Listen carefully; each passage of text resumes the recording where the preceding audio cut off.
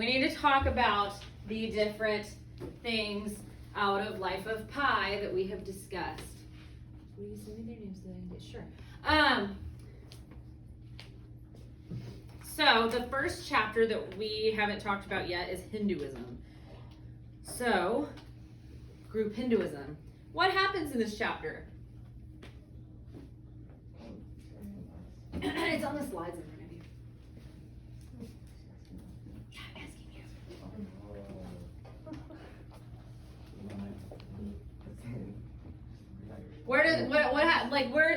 How is Pi connected to this idea of Hinduism? He was like born into it. Not what his aunt showed.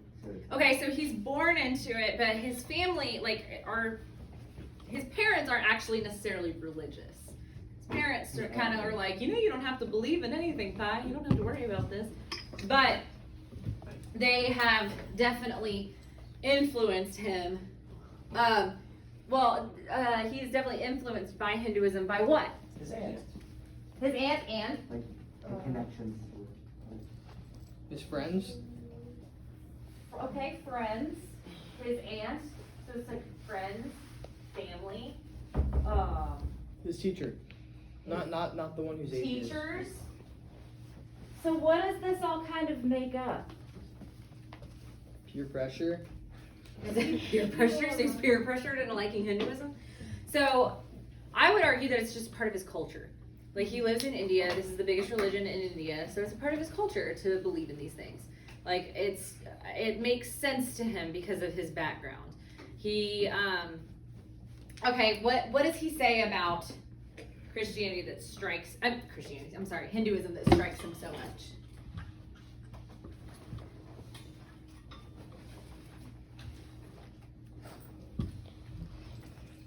What stands out to him about Hinduism? There's a lot of different gods. But according to the text. That's right. Good job, Jameson. What? All like the the rituals and the smells and The powders. Emotions connect. yeah, he says a Yeah, lot. I don't have Chrome. Okay. No one gave it. It's not for us to use them. So he brings up he says, when I think of Hinduism, I think of the red kumkum powder, the turmeric nuggets, and he goes into describing these celebrations and these beautiful things about nature that Hinduism appreciates, and and just like they have a focus on positivity and joy and celebrating and nature and beauty. So he loves Hinduism for that, but then there's a very important quote. Did you guys happen to catch it? But religion is more than something. It's more than rite and ritual. So religion is more than just rite and ritual. It's more than just celebrating holidays and having fun, celebrating the things that they celebrate or liking nature. There's things behind those ideas, right? Well, that's where he's a Hindu also. He agrees with these things. He believes in them. He sees them as it's just a part of his culture. The world makes sense to him through the eyes of a Hindu because it's just a part of who he is. But he takes the value that Hinduism has. So Hinduism also believes that Brahman is, so there are multiple gods in Hinduism, but Brahman is the god that is kind of oversees, I guess, all of the other gods because he is he was the creator of everything, so all the other gods have come from him also.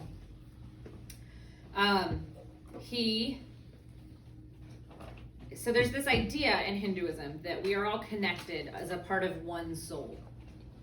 We all have a connection to one another. There's a soul of the world, and we all are a part of that. So where are you going? No, you can't get up in the middle of class. It's distracting. So whenever you, so there's this idea that there's one soul of the entire world. That there's this. So the idea is they believe in reincarnation. So when you die, you come back as something else. The whole idea is that you live as best as you can, so that hopefully you come back as something closer to becoming a part of the world, like a part of the soul of the world. So eventually the whole goal is that there's an end, like all religions I feel like have this belief that there's an end to the suffering on earth. And it's an agreement. The disagreement comes from like, how does this happen? Like Christianity believes in heaven. There's somewhere you go after you die. Judaism believes that there will be some sort of Messiah one day. God will give us some kind of reprieve one day. We just don't know when or who will benefit from it exactly. Islam believes in Judgment Day in heaven as well. So in Hinduism, they believe that there is this idea that you become the soul of the world. You become at peace completely and you become a part of this spiritual being. Does that make sense? So that is the idea there. So Pi gathers this idea of being at peace, being at one with nature, loving the beauty of Hinduism. The world makes sense to him through those eyes. So he is a Hindu. But in your section, you guys read about Christianity. What happens in this passage? Just give me the basic plot summary. Yes. He goes on a vacation with his family, and he visits the rectory up on the hill, and he observes a priest, and he admires the priest, and so he sits and talks with the priest for a while. Exactly. How does he feel before he goes into the church? Scared. He's scared. Why is he scared? He was dared to drink. He said he heard about Catholics being mean and judgmental. Yeah, so unfortunately, Christianity has a little bit of a rep for being judgmental, right? Where do you think this comes from? Why do you think that there's a little bit of a reputation for being judgmental? Oh, because for the slaves or Indians, Like the Native force, Americans. Wasn't Catholicism forced on people back then? Oh yeah, it would. If you didn't believe in God back then, you would die. You could be tortured to death. Well, this isn't. I'm pretty sure. Why do you think Catholicism exists in India to begin with? Because English. Yes, it was a British colony for a long time. Also, and what's the first thing that the English would do whenever they took ownership over land? Build churches. Build churches. They build churches and say, okay, we're in charge now. Now, was there a separation of government and religion? No. No, they were like, okay, we're here now. You know how you had beliefs before? Not anymore. You're gonna believe what we tell you to believe because it's a part of our government. While there was still some freedom there, it was still heavily influenced that you become a part of that religion. So there's that. Also, what is it about, why do you think somebody who's not a Christian would be afraid that a Christian might be judgmental? There's 10 things that we're supposed to follow according to Christianity. Oh, the 10 Commandments? Yeah, so there's the 10 Commandments. Do we stress those a lot? Do Christians kind of stress those as hey, these are the big 10, don't break them? Oh. Yeah, there's quite a bit of pressure to hey, don't screw these up, But what do Christians also believe in? Forgiveness. Do people sometimes forget that one? Yes. Yeah. Yeah, people sometimes forget that forgiveness is a big thing. So, I think that's kind of where the stereotype of being judgmental kind of comes from. I think it comes from this idea of we're a little judgmental because sometimes we forget because we are human. It's kind of like saying, whenever you see hear people arguing in politics, and it's oh, well, it's easy to say, oh, well, those conservatives, all they believe is that, they're just a bunch of rednecks that just all they do is love Trump and want to shoot guns and, I don't know, what else is a stereotype here?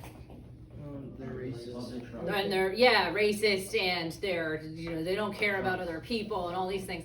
And then conservatives go, those darn liberals are nothing but snowflakes or liars or they, they get upset so easily and they don't understand. But if we actually sit down and look at the principles and beliefs of people on both sides, is it really, is it that so simple? No. They're, not everybody, and, does this sometimes happen? Yeah, because they're human. But the bare bones of the beliefs of these two sides, neither one is wrong or bad.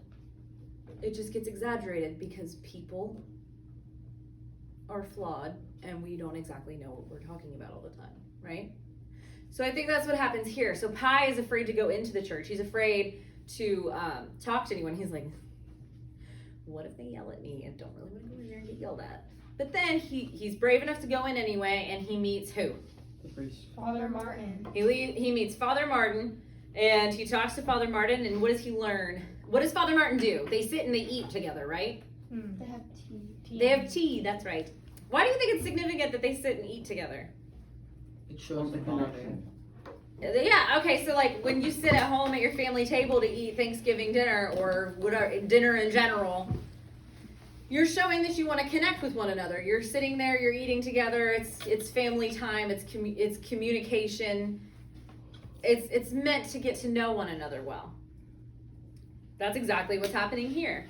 Father Martin decides, he's like, I really want to, I'm going to sit down and talk to you. So what happens? What does Father Martin tell him?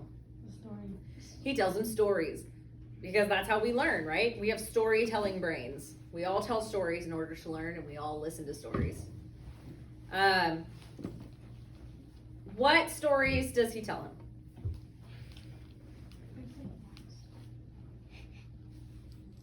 About whom? Jesus. Yes. Father Martin tells him about Jesus, and he tells him the whole story about how he came as God came as a man who was his son, but is still him, but he came to earth and he lived on earth as a man. He suffered with us, he died, and then rose again.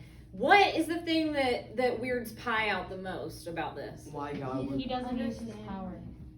Like if God, okay, so gods are powerful, right? Like gods have the power to create the world. Why would a god suffer like a person when he could just go? And like, do you guys get that reference? That was I Dream of Jeannie. You talking about like a Thanos type thing? What? Like a snap? Yeah, like Yeah. he can just. Facts, bro. So like, why would a god suffer with humanity? Why would a god do that when he could just be like, you know what? This hurts. I'm out and leave. So why would he suffer with us? To show he's with them. What does Father Martin say is the reason? Love. Love. He says he quotes John 3:16, for God so loved the world, basically. It's like, it's love. When someone loves you and you're upset, do they not feel upset with you? Right? This is a very personal version, but consider, it reminds me of the parent's love for a child.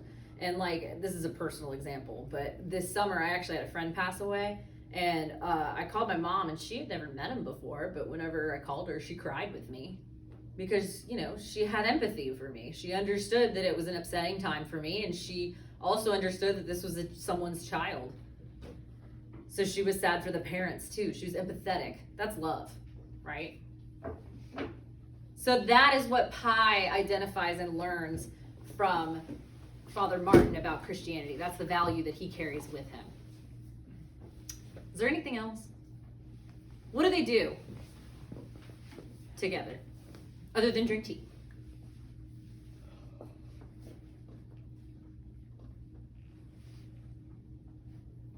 Now I lay me Oh, they to pray. sleep. Yes, so they pray together also.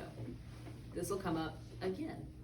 Because in the next chapter on Islam, what comes up? What happens in Islam, in the section on Islam? Oh, they also pray. They also pray in that one. But okay, so where does Pi go? Pi goes to a Bakery. No, it's not a bakery. It's a mosque. It's a mosque, but I see your confusion because there's another Mr. Kumar. Yeah. Confusing. Why couldn't they give us a different name? But anyway. Mr. Kumar was the guy at the mosque. Yes. And I forget what you're supposed to call him, but He's an imam. he's an imam. So he was in a corner eating bread on the straw platforms when Pi walked in. He scared Pi. Pi threw the bread in the street, landed in I think Calville, and then he gave him another piece of bread for forgiveness. And then they sat down and ate together, and he taught him how he made them, and they bonded together like that. Yes. So They bonded, they broke bread together and ate together. And the Imam tells him about Islam. And there are 5 pillars of Islam. Do you guys know what those 5 pillars are? No. It's like hope. No, I think you're thinking of the fruits of joy. I think that's what you're talking about. Isn't it like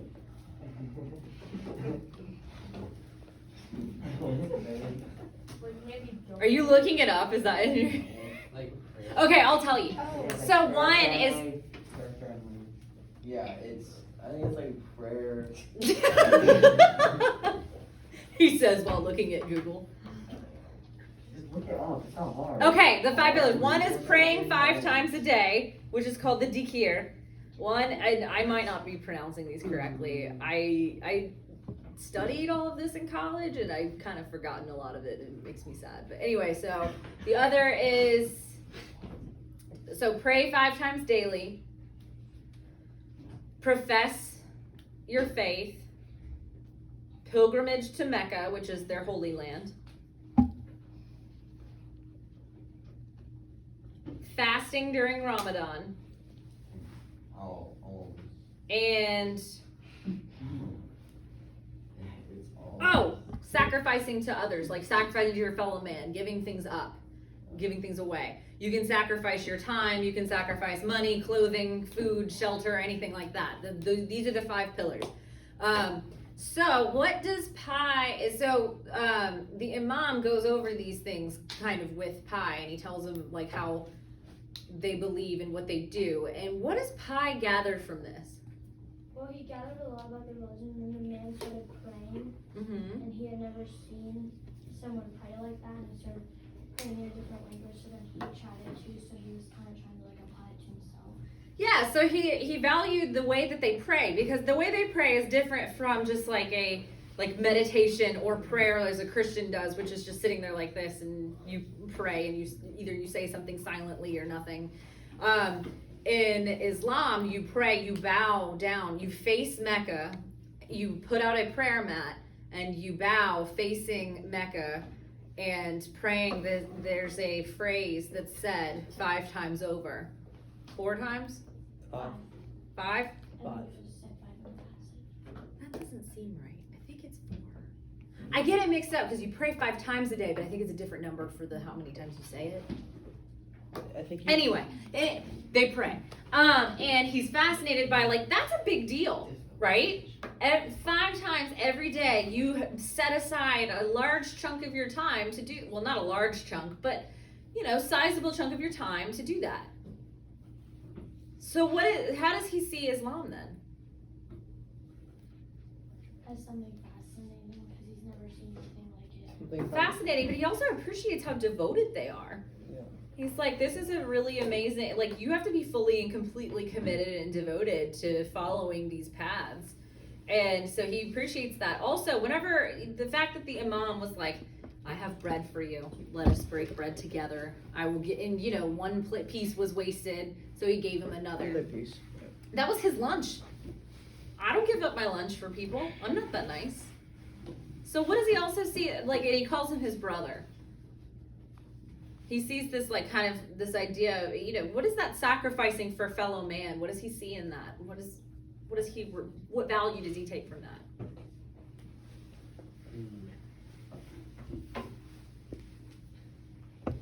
I gave you half the word whenever I told you that they were brothers. Brotherhood. Family. Yeah, so he appreciates this idea of brotherhood and devotion. So in their beliefs, it's like you really have to be devoted, and you see everyone as someone as your brotherhood, right? So he values that.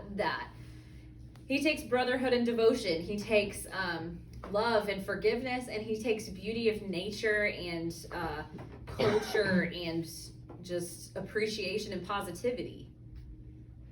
Now, would you say that any one of these religions would argue against these values as being good things? Argue against? Oh, you're saying no. Okay. So all of these religions really have a lot of things in common, right? Yeah. What's one thing that all of these religions do? They all pray. They all pray. They all supported God Why do you think it's significant that they pray? to show them how they love their God. Okay, let's take a hop, skip, and a jump over to the whenever we read Night, the passage from Night where prayer is emphasized in that chapter as well. So Moish and Eli, they talk about prayer. Eli does what every time he prays? Cries. It's a significant. He has a significant emotional response to it. He feels like he should. He feels like there's some kind of sorrow in him that comes out when he prays. But then he asks Moish, why do you pray? What is Moish's response? Love. To show that he. So love. Well, he responds with a question. Oh, to show that when you pray, it makes a man stronger, or when you like communicate with. But God. what's the question that what is the question with which he uses to answer? Why do you pray? Well, you're close. He says, why do you eat? Why do you sleep? Why do you take care of yourself? Because it's essential to life. So he is saying that prayer is essential to life and essential to survival. Why do you think the ability to like sit back and pray or even arguably meditate, why do you think that is a good practice for survival? What do you do when you pray? You communicate with your God. You communicate with your God. What do you do if you're stressed out about something in a prayer? Ask for help. Ask for help. But I mean, do you get like a physical response from that help, or is it more of like? It's more like mentally, and it happens. Yeah, it's almost it's like a mantra. What is a mantra? Do you guys know? A mantra is like if you say something, it makes it true. You can say a mantra to yourself, like if you're struggling with Science. like.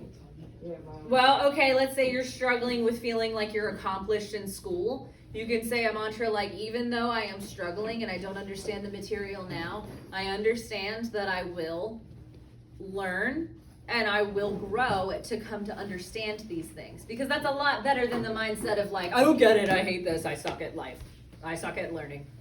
Right? Because that means you're not going to grow. But that mantra alone is helpful. That mantra teaches you, it makes it kind of happen. The more you say a positive thing to yourself, the more likely it is to happen. Does that make sense? So that happens in prayer. What else? What else do you do? Do you eyes open or closed? Close. Typically closed, right? What do you do? Okay, so what is this sounding like? Like, what does this sound like? Okay, let's say you're going through a really hard time, and you can't do it on your own. You've decided, you're like, no, I'm feeling just mentally unwell. Who would you go see? God. Yeah, a doctor, like a therapist, right? He said God. What do you guys know? What's recommended as like? I'm sure they've gone over it at some point in school, where or maybe you've seen ads to do with the fact that everyone was upset during the pandemic and having a hard time. Like, what happens when? What are some things they recommend for keeping a positive attitude or keeping your maintaining mental wellness? Reach out to your friends. Do things for yourself. Talk to someone, self-care, what else? Being active. Having fun. Meditation. Interesting. What is meditation? What do you do when you meditate? Sit down. Spiritual connection. You sit. You relax. Well, and it's weird. You sit down and you focus on not focusing. Facts. Like you sit, you close your eyes, and you try and just focus on breathing and the way your body feels and the fact that you're in a room and you're safe and everything's comfortable. So you're sitting in a room, and like, can you actually turn your brain off? No. Connor says yes. When you're sitting there and you're meditating, is it completely possible to get rid of all the things that you're stressed out about and worries? No, you still think those thoughts, but what do you do when you meditate? Take a deep breath. You take a deep breath. Do you start spiraling out of control and going, oh my God, I forgot about this test I'm supposed to study for and all this stuff? Do you spiral out of control? Or is the whole point of meditation to be like, it's like seeing a car pass by. And it's like, I see the gray Jeep that says I'm freaking out about that I should stress out about this test. And I'm going to acknowledge that means I'm worried about this test. And I'm just going to let the test Jeep just drive on by. I'm not Because right now, we're meditating. Why do you think that that's a skill that's necessary for survival? Maintain So you don't spiritual Because balance. if you push freak yourself out. to the limit, Homeostasis. you start lost. Oh, I like that word, homeostasis. That one was good. Because, so here's the thing, when your brain tells you to panic about a test, does it understand that like a test is not going to kill you?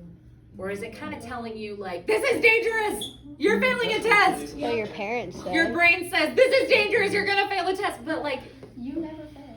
your brain, well, because she meditates on it. I don't know. She's just Or like smart. 16 Anyway. hours studying a day. Anyway. And that's like 23. Guys, we're not picking on each other here. When we meditate, we're recognizing that things are an issue and we let it go. So, if we were in a life or death situation, danger Will Robinson, the plane might crash, is that panic going to serve you in any way? Like, are you going to be able to make a good decision if you're panicking? Sometimes. Hey, guys. Yeah, sure. Are you going to be able to make a good decision if you're panicking? It depends. No. So why would meditation be helpful once you end up in a life or death situation? Hey, you're not gonna meditate if you're Because you like. understand it's out of your hands. Because you've been through a practice. You've been practicing this idea of, oh my God, I'm in danger. But wait, let me take a step back. Let's look at things logically. Let's take a step back. Shh, guys. Let's take a step back and listen to things logically. And just think rationally. It practices with you helping yourself calm down. Makes sense, right? What else is a recurring theme in all these religions? Food. Food. Food. Food and community, right? Spending time with one another. So, in Indian, it's like he was talking about how there's that like food. What was it? Like the red curry powder, something like that. Kumkum powder and turmeric nuggets. Yeah. I'm not entirely sure. I don't think that's food, but they do. I mean, they have the same culture of eating food together. Together And as a family. the main thing here is there's foods you can't eat in religions. There's foods you can eat, but the main thing that everyone is able to eat, well, until the new millennium, of course, Glizzy. is bread. Right. Might have to be gluten free, but we still each culture there's bread, right? Yeah. Bread is broken. Bread is a symbol. What is the bread a symbol for? Well, in Christianity, it's symbolic of the body of Christ. Why do you think though that they chose bread? Because it's symbolic in other places too. It's essential, right? Yeah, we need it. Ah, you said carbohydrates. So you've been talking about carbohydrates in Miss Rodriguez's class. Yes. So carbohydrates. That's all we do. Energy. What? Carbohydrates give you energy. They know everybody's in it. So carbohydrates is give you life, right? They give you energy to be able to do things, to be able to be active. Also, bread is easy to make. It's there. You can make it year round. You don't have to. You're not going to start. If you have the ingredients for bread in the wintertime, it's not like, oh gosh, these things are bad. We can't eat them. You can make bread at pretty much any time of year. Versus like, you're not going to be able to eat blueberries in December, right? It's too cold. So that's bread becomes the entire symbol of food and for life. I think there's another symbol. I just don't remember what it is. So if I've forgotten, it's all right. We'll pick it up later. All right, let's talk about Elie Wiesel. In Night, who was Moish the Beetle? The hierarchy The person, his mentor. So Moish the Beetle is this man who is an official for their culture in Judaism. So he's kind of like, if you're a churchgoer, if you know about like deacons or elders or something like that, then that's kind of the same thing. I'm trying to think of another example and I just can't right now. But so Moish becomes the mentor of Eli. Why does he become a mentor? I mean, sorry. What is he What is he mentoring? Like, what does he study? Their religion. Well, their religion, but Judaism. specifically about the religion. Praying. Teaching other people about He studies the Kabbalah. the Kabbalah. The No, Kabbalah. different religion. Kabbalah. He studies the Kabbalah, and it's a branch. It's a book that's a branch off of Jewish mysticism. It's just a way of interpreting the Bible in a different way. There's in Jewish beliefs, it is not about the answers you find; it's the answers you seek. If that makes sense, like it's all about asking questions and trying to understand God more, not about having the answers and just being, like I understand this. It's more about the answers you seek. So Moish and Eli work together to study this. Eli, we already talked about the prayer aspect. Moish, what happens to Moish though? He gets kicked out. Work camp. He gets kicked out and sent to a work camp. Why is he, like everyone there is Jewish, why only Moish? Because he was a persona to It's no. If you're There you go, he's a foreign Jew.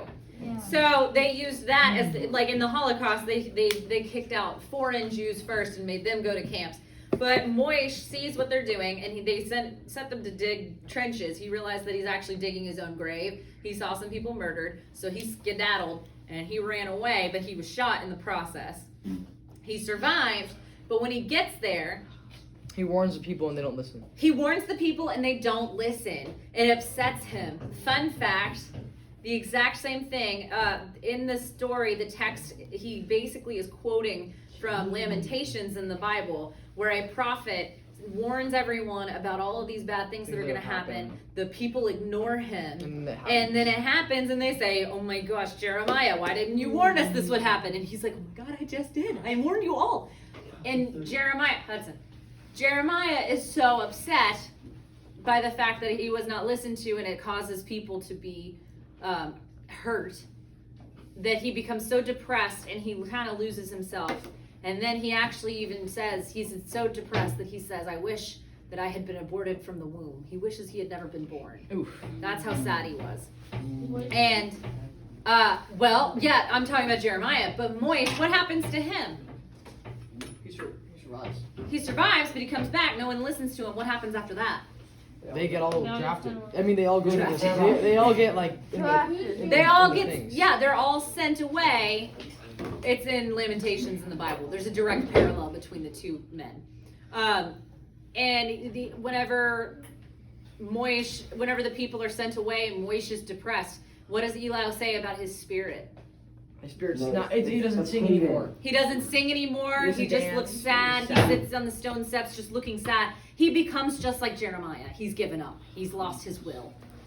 And it's understood that Moish does not make it through the Holocaust and that he never sees him again. So is that because he's sad because he feels like it's his fault that all the people didn't listen? There's a little, it kind of connects to what we read. Yes, it kind of connects to the moral logic of survivor guilt, doesn't it? Yeah.